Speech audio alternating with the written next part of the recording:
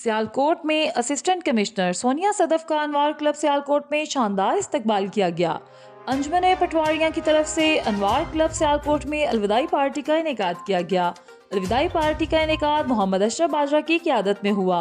अलविदाई party में assistant commissioner Sonia Sadaf की आमद पर पटवारी बरादरी ने शानदार इस्तकबाल किया। फूलों के हार पहनाकर गुलदस्ते भी पेश किए गए। असिस्टेंट कमिश्नर को यादगारी शील्डों से भी नवाजा गया। इस मौके पर जिले सदर अहसन चीमा और महकमा रेवेन्यू के मुलाजमीन की कसीर तादाद मौजूद थी।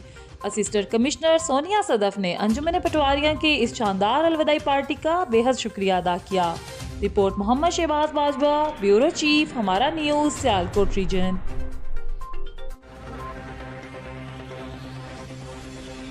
ये थी अब तक की हेडलाइंस। मजीद खबरों और प्रोग्राम्स देखने के लिए हमारे YouTube चैनल हमारा न्यूज़ नेटवर्क को सब्सक्राइब करें।